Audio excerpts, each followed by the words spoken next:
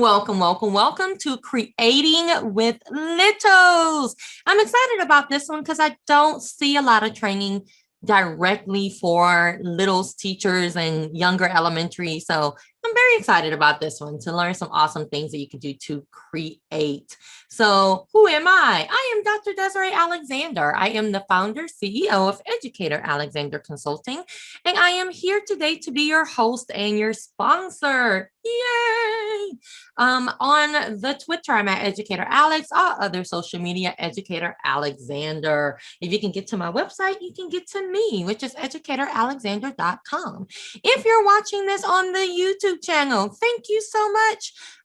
You can get the resource right underneath the video, depending on if you're watching this on your phone or your tablet or your computer, but it is underneath the video in the description. So you may have to click show more, or you may have to just click the little caret, the little arrow, and you'll get the link to the resource. What you won't get is a certificate. So boo, I'm sorry, I know, but you will get the knowledge. So yay, you. Upcoming webinars that we have on April 8th. I am teaching for the Heartland Area Education Agency. It is a free webinar on the digital equity cycle. So if you want to join us for that, of course, you can go to edalex.net/events and sign up. Then we have the Power Up Conference. It's not free, but there's amazing speakers that are going to be there. I'm going to do a keynote and a couple of sessions like throughout the day for that conference. So you can check that out. Then we have our free webinar for Educator Alexander coming up. If you haven't been to one of Tanya's yet, like you really are missing out. So all of them have been recorded. They're all on the website, but the next one is April 24th about sensational social emotional learning practices. And then we have a completely active one talking about movements and meditations, as things you can do to find that Zen within in May. And then we have engaging families in a socially distanced world coming up on May 1st. I even had someone say, well, Desiree, I'm definitely coming to that one because I want to know how to engage my families more. It's like, well, that's why we're having it. Come on. And then we're having inclusive collections, all about library collections and how to serve all of your populations. And the cool thing about this is if you're like, I'm not a librarian or I'm not a library media specialist, you can still learn, right, about representation of diverse voices. So come join us for that. TGIF, thank Google is free, all about all of the Google things that are for free. Then we have Jamming with Jambo. I don't know if I can say that without singing. So we have that on May 29th. Then we have Amplifying Thinking Routines. It's with the same Debbie we're seeing today. We're so lucky she's coming back. So amplifying thinking routines using technology tools. Then we have Sarah Kiefer, who did our whole series last summer with Intro to Google. Now she's leveling up, y'all. So if you're like, oh, I came to that last summer. Oh, no, you didn't, boo. You came to level 1 last summer. This is level 2. So you can catch up by watching all the level 1 videos, but come level up with your Google tools. Inclusive tech hacks. So again, making sure that all of our students are learning, even when we're using technology. Creating your digital library in July. Then we have EdChange Global. The original 24-hour virtual conference is back this summer. Again, one of those really, really awesome places to present and sponsor and attend. For sponsoring, like if you're like, oh, I have that book that I just published or whatever, sponsor, get your name out there, give away copies of your book. And of course, come and present. It's 24 hours. You can say, hey, I'm going to present at 1 a.m. You do it. All right. And then we have financial literacy for educators. I keep saying I'm really waiting on this one, and I am. I cannot wait to see what she tells us. And then we have back to school with Bunsey. And if you saw Rochelle come and speak earlier, she talked about Bunsey. This is going to go much deeper into Bunsey. So definitely come and check that out. Infusing your digital reading and writing tools in the remote, blended, or face-to-face classroom in October. And that's where we end for our webinars so far. I have a couple that we're planning to, get together right now. So more are coming. I know you're like, Desiree, how can you have more? I know, but we're going to have more. So we are going to go ahead and get started with creating with littles. Well, I guess good morning or good afternoon, depending on where you are. I'm so excited to be here today and be sharing with all of you. Like Desiree shared, the bit.ly for this presentation is below. She also put it in the chat earlier. And we're just going to go ahead and get started because I have so many things to share with you today. Now, I know some of you already shared where you're from, but if you could take a minute or two and just tell me what you do, that would be really great in the chat. This is great. I'm going to give you another minute or two while I share a little bit about me. So please feel free to continue adding in. Great. Awesome. So this is my 21st year in education. I'm a tech coach in an elementary school in Fairfax County, Virginia. I've been blogging on Tannenbaum Tech for a little over 2 years. You can pretty much find me on all social media at Tannenbaum Tech, except Facebook. That's just my name, Debbie L. Tannenbaum. And I am super excited that my book, Transform Techie Notes, is going to be coming out. Techie Notes to Make Learning Sticky is going to be coming out this spring from Road to Awesome LLC. And as you can see, I am a collector of many, many different badges. These are all things that I believe in. And some of these things will be things I'll be sharing with you today. So I'm really excited to see so many people join. I did some PYP things, so love that. And this is great. I'm so excited to be sharing with you today. So I'm going to go ahead right now, and I'm going to share with you a link in the chat. And this link is going to take you to a Jamboard. Desiree mentioned Jamboard. And so this link is going to take you to a Jamboard. And when you get to this Jamboard, let's go to the right page. If you're going to see the prompt, what words come to mind when you think about creating with littles? So if you haven't used Jamboard before, it's super easy. You can just grab a sticky note, write your idea, click save, pick a color. It's going to come out pretty big. You can make it smaller and then move it where you want to move it. So I am going to give you guys about 3 minutes right now to write some ideas down. And then we're going to come back together because I am not the only expert in the room. All of you have expertise as well. Okay, I'm going to go ahead and bring up that Jamboard so we can see what's up there. Lots of really great ideas. I see stuff about using images, being patient, scaffolding. We're definitely going to talk about visual prompts. We'll be addressing absolutely. Hands-on, really setting that foundation, ideas with video. These are all great ideas to get us started. Do not close this Jamboard. We will be coming back to it throughout the presentation, so make sure you keep it open. So with that in mind, we are going to talk about what we're doing today. We are going to do 3 different things today. The first part of today's presentation is going to be all about promoting student agency.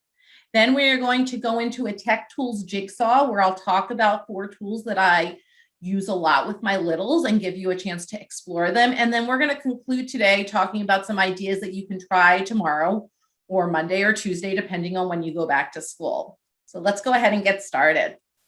So we're going to start with promoting student agency.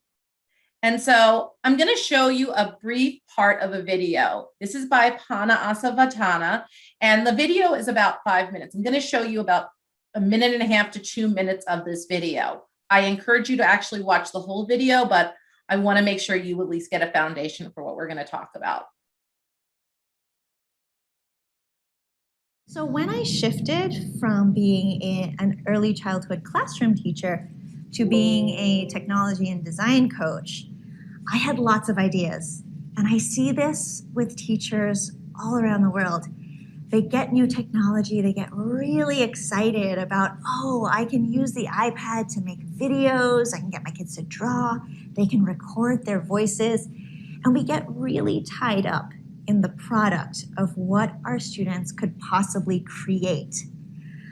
But what I started to notice after a year or 2 of being in my new role was that no matter how carefully I thought I had introduced the instructions to a new app or a tool, or how well I might have created an anchor chart with all the steps for the procedure, I always had students constantly asking me, Miss A, what do I do next? And I had iPads being shoved in front of my face. They couldn't really hold the steps in their heads. And at first I thought, well, maybe it's because they're young, they need some time to get used to it. But after a while, I started to notice that nothing was changing. They weren't becoming more independent users of digital tools. So I had to ask myself, what was I missing? And what I started to realize was that I was handing my students digital tools without acknowledging that these tools came with a series of concepts and literacies that I wasn't teaching them. It was like handing my students a book and asking them to read without ever teaching them anything about letters or sounds. You see, our job as educators is to put handles on learning, to make learning easy for them to grab onto and take with them from one scenario to the next. So what types of handles did my students need to become more independent users of digital tools? So with that in mind, as she continues to talk, she starts to talk about how even though our students are what we consider digital natives, there's certain things that they don't have as background knowledge. And just as we would do with teaching any concept, we need to make sure they have those foundational steps. And like someone mentioned in the Jamboard, that foundation, that scaffolding. And one of the things she talked about is how she started to teach her students icons. Now, this really resonated with me because I had just become a tech coach when I was exposed to this video. I had seen Hannah, or actually heard her on the 10-Minute Teacher podcast. And I was working with kindergartners for the first time in a long time. And if you've ever worked with kindergartners and tried to do technology, she talked about iPads being shoved in her faces, but I felt like I was playing whack-a-mole. One kid would pop up, I'd answer that question, another one would pop up, and it was exhausting. Even with an assistant in the room, it was truly exhausting to have 20 to 30 kindergartners in a room and have them all need help. So I decided to try something different like she had. And so I started off by teaching my students icons. Now, my kindergartners, no matter what I did, would call this the Google Circle. They did not want to call it Google Chrome. I'm not sure why, but that's what they called it. I would teach them things like plugging in their headphones, clicking OK, clicking videos. And I started to notice as I did this that they were becoming more independent. I agree, James. Same thing happens to me. So sometimes I would go to a student and be like, okay, where are we? And they'd be able to tell me. And then I'd be able to say, go up to the board and say, okay, now what's next? And sometimes they would help each other. But suddenly there were handles on that technology and it was changing things. Now, the more things I taught my students, I started to see a trend. I was teaching them icons, and much like we teach our students sight words, these were becoming things that my students would recognize immediately. And so I started creating an icon wall. Now, it did not start with everything that is on there right now. It started slowly.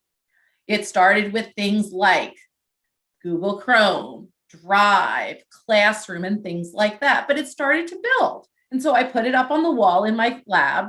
And slowly I started to notice something else was happening. My 5th and 6th graders were also noticing it. And when I would add one, they'd be like, oh, you just added something under the U, or you just added something under the D. And they would notice that. And they were paying attention. So I was like, well, this is working so well with my kindergartners and 1st graders. Let me see what happens if I add it with my older kids.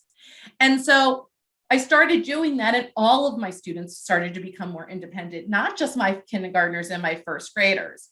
And so I was really excited about it. It was transforming the way I was teaching. Now, the second year I used this, I was in a different school. And at that school, we were really big on learning targets. So going over learning targets sometimes can be a really abstract thing to students. But yet I found when I added those icons to my learning targets, they became much more powerful. Now, these are ones at the very beginning of the year. I can log on to my laptop in my county with my username and password. Oops. Let's go back. So I wanted to make sure my students were very familiar with those terms, username and password, so they knew what to enter in each place, especially my young ones. Now, there were still some struggles. And so I had done some work with whole brain teaching earlier in my teaching. And so I was like, how can I make this even stickier? How can I make this even more of a handle? So I started to teach my students that 7 was username. There's 7 digits in our username in my county. And then password was what was locking it from going in.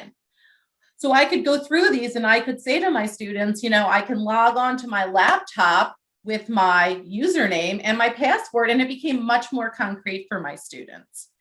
In addition, I had less time the following year. So I started looking at the idea of using algorithms, the step-by-step procedure. So I started adding these as part of an algorithm. These are your 6 steps for today. And so this is a first grade example.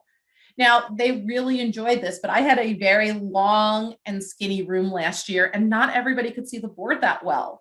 Well, I found that if I put those by each table, it became even more powerful. I was able to say to my students, okay, what step are you on? My students knew their numbers. Someone would be like, I'm on step 4. Okay, what's next? And it really empowered all of them. In addition to that, I started to focus on the language of initiative. This is something that I got from Project Zero.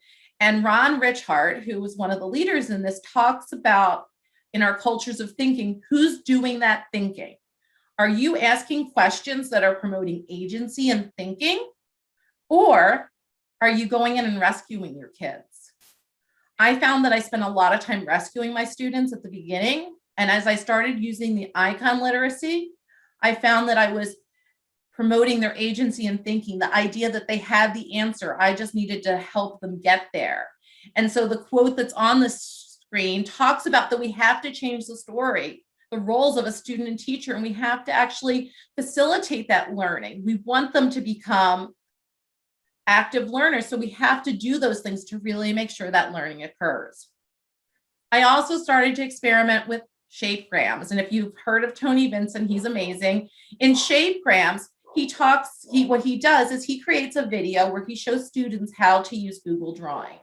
Now, I did not use Shapegrams with my youngest kids. Yeah, I agree, Tony's awesome. But I was watching my 3rd graders. And my 3rd graders, while they were working on Shapegrams, something interesting happened. I noticed students were pausing videos. They were going back to videos. And they were really controlling the pace of their videos. Well, it hit me that I know how to create a video, and I could create a video for my students. Most times I created them using the power of Flipgrid Shorts, because that's a great thing, but I could create my videos anywhere. And by creating videos, my students then didn't have to immediately go to me. They could watch that video, they could pause the video and use that as an additional scaffold. So all of those things were really, really powerful as I went to promote student agency. So I told you we were going to go back to that Jamboard, and we are. So this is what I would like for you to do. I would like for you to go back to that Jamboard, and we can put the link in the chat again. And if you haven't already kind of realized it, I'm giving you a little sneak peek on amplifying thinking routines, because the 2 things we've done so far have absolutely been thinking routines. The chalk talk, as in addition to the one we're going to do now. So if you go to page 2, you're going to see a word, phrase, sentence. And so what I would like for you to do is, thinking about what we just did with promoting student agency, think about a word that really helps you to that captures what we just talked about, a phrase, and a sentence. Once again, you can use those sticky notes. There's also a text box if you choose, but I like the way the sticky notes look a little bit more. So go ahead right now and take a couple of minutes. I'm going to give you guys like 3 minutes and think about it. It does not have to be straight across. Just add your words in, add your phrases in, and your sentences. And you'll have this as a collection for you to use after this webinar as well. Okay, I know not everyone's done, but I am going to bring it back so we can look at some of the things people have shared. And so I see the words creativity, and you can continue to add as I'm talking. Creativity, scaffold, independence. I think I see connection if my eyesight's working as well as I hope it is. I see phrases, icon literacy, promote agency, connection, teaching technology literacy through the icon alphabet, making video instructions, It's important to break things down into small chunks. These are all great. And please feel free to continue to add to this at another time if you would like to. I will continue to check this out as well. So with that in mind, we're going to go to the second part of today's presentation, and we're going to talk about some tech tools that can help us do this. And so what I'm going to do right now is give you a brief overview of each of these tech tools, and then I'm going to give you an opportunity to explore them.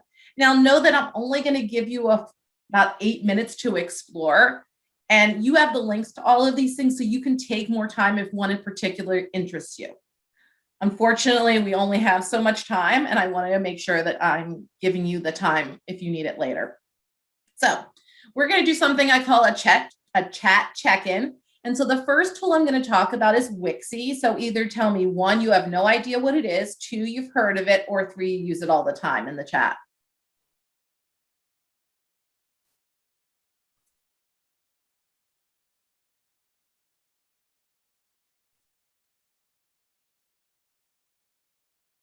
I'm seeing a lot of 1s and 2s.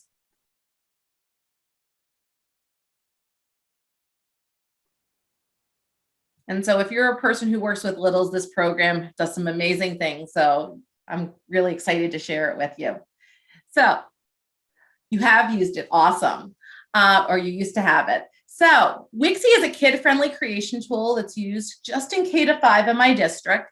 I love it because it helps students share ideas through writing, their voice, and art. It even includes video now, which is super powerful when we talk about incorporating video directions. You can actually have your video on the screen. It gives kids choice. It has a Teams feature so that you can empower collaboration, and it has a really great teacher dashboard where you can comment on student work and review and manage student work. So for those reasons and more, it's one that at first I didn't really like it. And a lot of the tools that I like now are tools that at first I was a little resistant with, but it's really won me over because it really helps our students, especially our littles, create. So here's just an example of what you can do in Wixie. It's just one. There are many more, and I'll show you more at the end of the presentation. Once again, you'll see there's those icons building that literacy. And so in this particular activity, students had been reading an article on PebbleGo, which is a kid-friendly database about forces. And their objective was they had to show a force acting upon an object. Now, one of the reasons that I love using this in Wixie is for 2 reasons. 1, that is a really open-ended prompt. Students could pick anything. This student did a basketball drawing. One student did a wagon. It just depended on what their background knowledge is. They could have picked anything. So that's the first reason. The second is this particular student drew theirs using the paintbrush. But Wixie also has a library of royalty-free art that you can use and you don't have to cite. We don't want to get that citation as a barrier for our little ones to create. We really want to empower them to create. So using this, every student was able to create. With this, if I had wanted to, I could have had them add video into this explaining why they drew the picture. When I originally did this, I had them download this and bring it into Flipgrid and share why they had done this. But it's a really powerful tool, or they could have just incorporated their voice. So here's some of the tools that Wixie has that makes it really cool. Wixie, just like Google Slides, has multiple pages and like Jamboard. It has that image library that I talked about that has an extensive amount of images. It has text that you can add with multiple fonts and that video feature. And that feature's like, I think within a year, it's been a part of it. As far as other features, you have a microphone, you can record voice, you have the paintbrush, you have shapes, paint can, you have all of these images that are really things that are universal. And Wixie, even in their image library, has those as images, so you can take them out of their image library and use them with your students directly. Wixie also has, like I said, many fonts. So when you click on that font, they see what it looks like, really easy to recognize. They can change the colors just by clicking. They can use the slider for the size. They can change the style, add a shadow. Now it's hard to see here, but that says bubble. And when you have text selected, it turns it into a speech bubble. Really powerful if we want our kids to create comic strips. So, like I said, we're going to go fast and furious through these tools. So go ahead and tell me what you know about Flipgrid. Wixie is not free. Wixie, I believe, is about $5 per student, but you can get a free 30-day trial, and I'll show you how to do that. So go ahead and tell me, one, you have no idea what it is. Two, you know about it or you use it all the time. Great. We're a little bit more familiar with Flipgrid. That's awesome. If your Flipgrid is free, it's my favorite 4-letter word. I know I've been hearing people having issues with Flipgrid being blocked, and my district's pretty strict and it hasn't yet. So I'm, knock on wood. So Flipgrid is an engaging cloud-based video discussion board. It gives voices to all of your students. I love the fact that it's a safe place for them to practice. In today's world where we have hybrid learning and remote learning and face-to-face and a combination of all of those, it promotes community and really helps do that social emotional piece. And I love how it shows student growth. So this is an example of how you can do this. This is a grade 2 example, but it could have been done in any grade. And students were creating portfolios. And so they created introduction videos showing them, sharing about themselves to the rest of their class as part of their portfolio. One of the great things about Flipgrid is that once they've created those videos, they can be private if you decide to with moderation. But once they're done, you can then download them and even embed them inside of a website like a Google Sites, which is what these students did. I did, because these were second graders, create a script for them to kind of guide them. But it's really powerful how you can do that. One of the great things about Flipgrid now, if you haven't gotten a chance to use it yet, is it's so much more than what it was a couple of years ago. There's so many different templates in the Discovery Library. The Shorts, which I'll talk to you a little bit more in a minute, is a great screen editor. You can mix them together. You can now use topics and groups. It's very versatile. And like I said, this is the Shorts editor. If you have students who don't like being on camera, they can just do mic only. They can add stickers, which is what we did with that other, with the Forces activity. They added it as a sticker. They can add text, they can add boards. There's just so many great things. They can even record their screens now. So like I said, fast and furious, go ahead and tell me what you know about Pear Deck. 1, you have no idea. 2, you've heard of it, or 3, you use it all the time.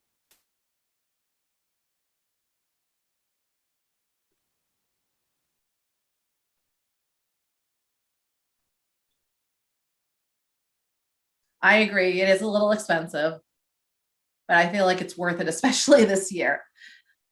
So as far as Pear Deck goes, Pear Deck takes any Google Slides presentation and makes it interactive. What I love about it is work is displayed anonymously. Some of our kids are a little self-conscious about showing their work. It takes that away. It also gives you the opportunity to give feedback. There are free parts of Pear Deck versus unpaid. One of the little hints is that if you want to use, I happen to like using the draggables and drawing, and they are part of this template library that's right here. So if you bring something in through the template library, you can change it after you've worked on it. So that's a little hint. So when we're talking about Pear Deck, really thinking about the fact that there are so many templates that already exist that you can look through. You can also take any slide that you already have and make it interactive using this part. And so here's an example. This is students sharing their favorite distance learning activities. This is a drawing slide. All students can draw and on their slides, and they have the opportunity, if they want to add text, everybody gets to share. Even our littlest kids can do that. They love being able to share and draw. And this way, everybody, regardless of what your location is able to do that. So when you're using Pear Deck, you have 2 different ways you can use it. It's instructor pace, which is synchronous, or student pace, which is asynchronous. If you're going to use it with your littles, if you're doing anything remote, I always suggest copying the link either in Google Classroom or the chat. Even my 6th graders can't type in joinpd.com correctly. And if you're interested in learning more about Pear Deck, I'll show you some resources at the end. So one more tool. This is Google Slides. So go ahead and tell me what you know about Google Slides. 1, you don't know what it is. 2, you've heard of it. And 3, you use it a lot. And I'm seeing a lot more 3s popping up. I think if I have to pick one tool, Google Slides is my favorite tool of all. See, I'm not alone in that opinion. So Google Slides right now I'm using very traditionally, but it's so much more than that. I love the fact that Google Slides can be used for other purposes. You can link to other places like we did when we linked to the Jamboard. You can embed videos like I did earlier. You can change the size of the canvas so that you can make it almost a worksheet size and you can work on it collaboratively. So my primary teachers at my school have become experts in Google Slides. So this is one example from one of my first grade teachers, and she decided to do Valentine's in Google Slides this year because everybody was remote. So everybody started off with this. And then they got a chance to create their own, which I just thought was so neat. Everybody got a chance to have all the pictures here, so she didn't have to worry about them finding pictures, and that they were able to add all of their own messages. So when we're using Google Slides, the easiest way to get started, in my opinion, is to do slides.new. Adding text, you have all those different options. My favorite part of Google Slides is the word art. You can see I like exploring with the word art up top here. And also you have that option of adding images. So there's lots of really great tools there.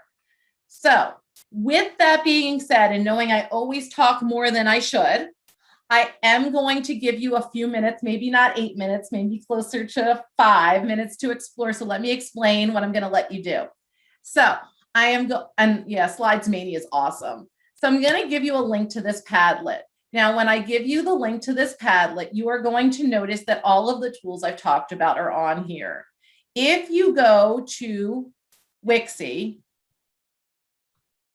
you can the Wixie site, which, come on, let me school. You can click try Wixie and actually try it out. You can also notice that there's Pear Deck, Flipgrid, and Google Slides. If you have not looked at Teresa Will's interactive slides, there's amazing stuff in there. She has students use the sides of their stuff. So what I'm going to do is give you all an opportunity to do that. And if you want, while you're doing that, you can feel free to click the plus sign and add any noticings or wonderings. Like I said, because I'm keeping eye on the time, I'm going to give you about 5 minutes right now to do that. And so that link is in the chat. And so let me just change that. So what you're going to do is pick one tool to examine, and then feel free to share any of your wonderings in there. So I'm going to go ahead and let you get started on that. We'll come back together at 12:49. And so we're going to conclude by talking about ideas that you can try tomorrow. So these are things that you can possibly do with Wixie. And if you have Wixie, all of these are hyperlinked. So if you click on any of these, it will take you to Wixie. And if you want to try the 30-day trial, you can absolutely make copies of those as well. So the first one I'm going to share is called the Shape of Things book. If you've ever read the Shape of Things book, this is an electronic version of this. This is one of my favorite activities to do with my littles. It talks about a circle is just a circle until you add, and then it becomes a blank. Now, I've seen kids create basketballs, baseballs. One of my kids created the Google circle. They were so excited about learning and technology. And the same goes with this rectangle and the triangle and the square. It's such a great way for your kids to understand that things can start one way and turn out another way. This one is called Time Stories. Once again, using that multiple pages, kids can draw the hands on the clock, and then they can write a story. They can add pictures. It's super powerful. This one is shadows. Students pick 3 items, and then they have to think about how shadows work, and they use the paintbrush to create shadows. This one uses what they call the cloning tool. Cloning tools, if you've ever done that on a smartboard, it creates infinite copies of something. And what students are then able to do is create a collage using that. So those are just some Wixie ideas to try tomorrow or when you go back to school. Other things in Flipgrid. My students had an election between Clifford, Froggy, and Curious George. They wrote why they voted for who they voted for in Flipgrid, or they shared that. Creating a weather report, always a great thing to do on Flipgrid. There's that forces one I talked about. Students went on a flip hunt where they had to find examples of computers around them. Pear Deck ideas. One of the ways I like to use Pear Deck is when I'm teaching common sense media activities. You'll see that I've just brought these in here and made them interactive. But even within their templates, they have to write here that, drawing a picture of your family or drawing a picture of the setting. And any of these can be adjusted to meet your needs. Google Slides, once again, giving a shout out to my awesome first grade teachers. They had one where they were creating a gingerbread man. They used one where they were learning map skills and they made a map. This one is actually from Casey Bell of Shake Up Learning. She does something called magnetic poetry, if you've ever made poetry on your fridge. So all really, really great ideas. So with that being said, we are going to go to that last page of the Jamboard and we're going to do something called Take Note. So when I talk about Take Note, and like I said, we're going to skip a page. Your goal is to pick at least one of these. 1, what is the most important thing you learned today? 2, what's something that you're finding challenging, puzzling, or difficult to understand? 3, a question you'd like to discuss. And then 4, something you found interesting.